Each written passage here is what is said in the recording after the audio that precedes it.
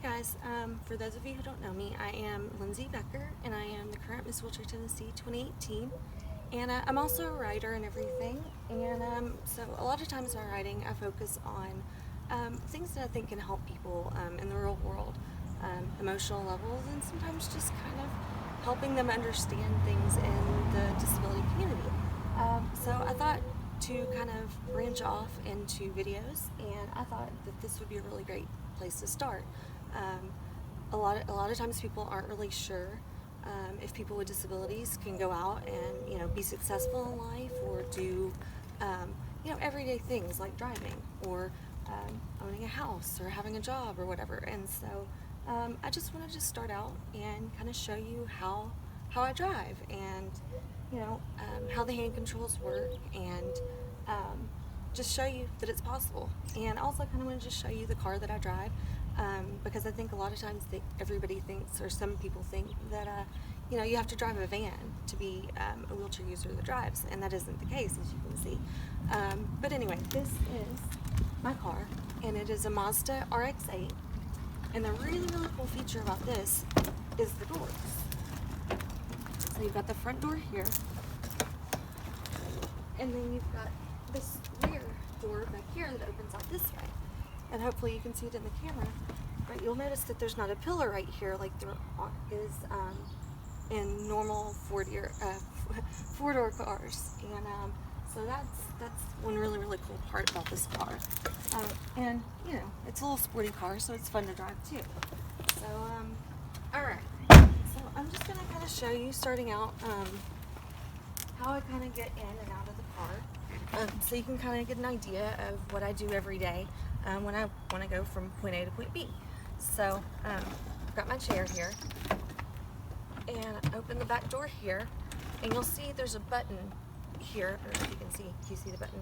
There's a button in the middle of this wheel that you push in, and then there's a bar at the back here that I'm hanging on to with my opposite hand, and I'm pushing the button in, and I kind of wiggle it out, and I lay the first wheel there. I swap hands to hang onto that same bar at the back, and then I do the same thing on this side. And then at this point, I put this wheel here. The bar I kind of rest it on my legs, and then I take my right hand, and there's a bar right here that I pick up, and then I grab with my left hand on this bar. And I just kind of pick it up, take my left hand, and do it like that. And then I grab my other wheel and the other wheel, and shut this door, and there you go. And just day to day, I'm not normally breaking it down step by step. I just kind of do it, and can do it in just a few seconds most days. So that's just one part. And so next I want to show you how I drive once I get into the car.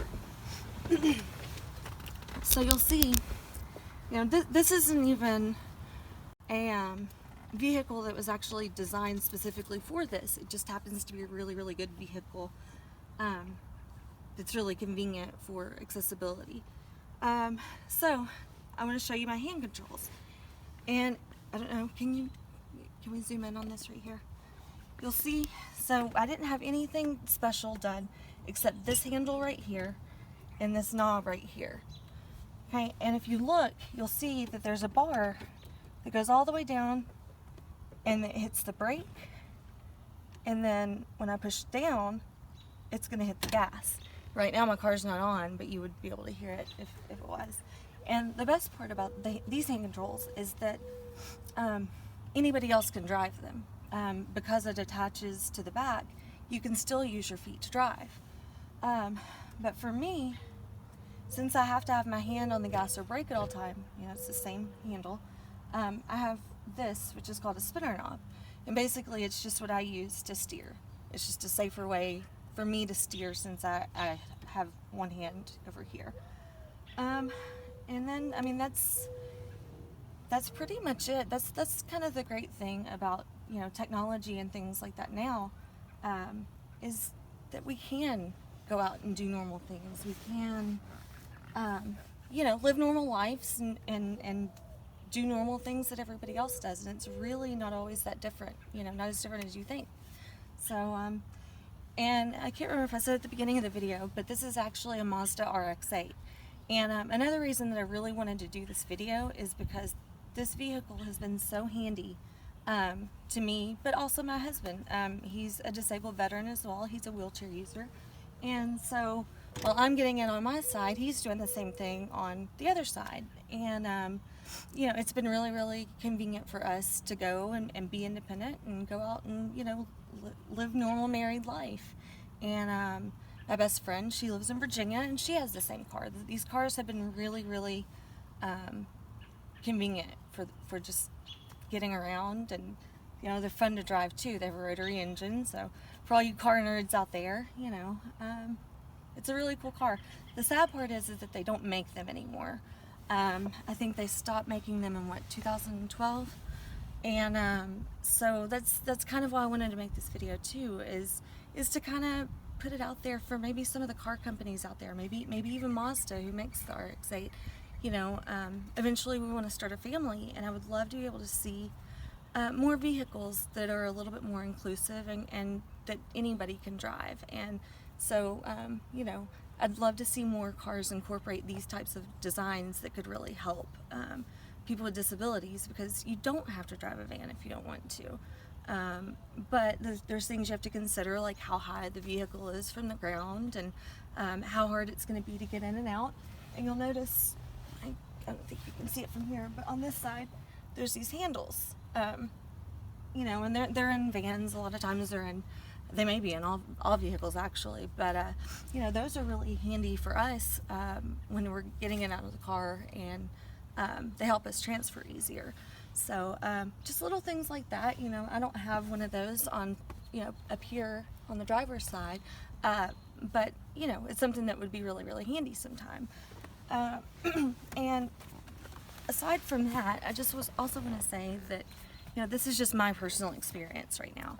This is how I do normal life every day, and there are a lot of different options out there for vans and lifts, and you know, there are different vans that have to where, you know, the front seat is gone completely, and so a wheelchair user can go in with their wheelchair into the vehicle. And so there's a lot of options out there, but again, not everybody wants to drive a van. So I would love to see things grow and be more inclusive. But anyway, I think that's probably it for this first video. Hopefully you've learned something. Hopefully I didn't talk too fast. And hopefully this is really helpful. If you like the video, you know, let me know. Leave me a comment. Let me know what other types of videos you'd like to see. This is the first video. Sorry, I've got hubby in the background talking right now. But this is my first video, so when you see it, if you like what you saw, hit subscribe and let me know. Alright, thanks guys, bye. Hey guys, one quick thing that I forgot to mention. When I did the video the first time, I didn't realize that you weren't going to be able to see really how the hand control works when it hits the gas and brake. So I wanted to just give you a closer up view of that so you can get an idea. So I'm pushing forward right now on that handle, and it pushes the brake like that. I don't know if you got that. Okay, you see that? Okay. And then I let go, and then I push down, and you'll see it hits the gas pedal there. So that's actually what's happening. And like I said before, you can see where it's attached to the back of the pedal, so it doesn't actually get in the way for anybody else to drive. So I just wanted to kind of give you a better view of that. And I also wanted to mention one more thing. I got pulled over one day, you know, it happens, and the cop, he was very, very nice and let me off and everything, but he did mention that I really needed to have my hand controls listed on my ID.